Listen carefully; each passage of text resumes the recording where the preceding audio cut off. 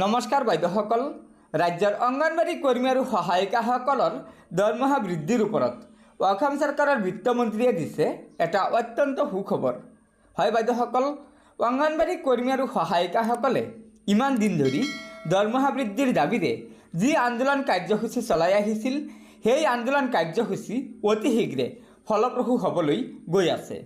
এয়া চাওক, বিত্তমন্ত্ৰী ডাঙৰীয়ানীয়ে ফেচবুক যোগে জনাইছে যে আজি অসম ৰাজ্যিক অংগনবাড়ী কৰ্মী আৰু সহায়িকা সন্থাৰ সভানেত্ৰী জয়মতী দাস আৰু সম্পাদিকা শ্ৰীমতী ইন্দিৰা নেওয়া ডাঙৰীয়ানীৰ লগতে আন বিষয়ববীয়াসকলৰ সৈতে আলোচনাত মিলিত হয়।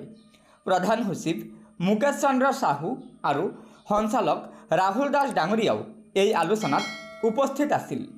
হয় বাইদেউসকল, বিশেষ সূত্ৰে জানিব পৰা মতে ৰাজ্যৰ অংগনবাড়ী কৰ্মী আৰু সহায়িকাসকলৰ দৰমহা বৃদ্ধিৰ ওপৰত ৰাজ্য চৰকাৰে আগন্তুক জুলাই মাহৰ বাজেট অধিৱেশনত সিদ্ধান্ত ল'ব। আনহাতে বিত্তমন্ত্ৰীৰ সৈতে হোৱা আলোচনাৰ সিদ্ধান্তসমূহ অসম ৰাজ্যিক অংগনবাড়ী কৰ্মী আৰু সহায়িকা সন্থাই আজি প্ৰেছ বিজ্ঞপ্তিৰ জৰিয়তে জনাব। হয় বাইদেউসকল, এয়া নিশ্চয় ৰাজ্যৰ অংগনবাড়ী কৰ্মী আৰু সহায়িকাসকলৰ দৰমহা বৃদ্ধিৰ ওপৰত এটা অত্যন্ত সুখবৰ প্ৰকাশ পাইছে। গতিকে বাইদেউসকল, লগৰ বান্ধৱীসকলক ভিডিঅ'টো শ্বেয়াৰ কৰি আজিৰ এই সুখবৰটো জনাই দিব আৰু পৰৱৰ্তী সময়ত ৰাজ্যৰ অংগনবাড়ী কৰ্মী আৰু সহায়িকাসকলৰ বিভিন্ন খবৰসমূহ পোনপ্ৰথমে পাবলৈ অনুগ্ৰহ কৰি আমাৰ এই চেনেলটো ছাবস্ক্ৰাইব কৰি ল'ব। ধন্যবাদ।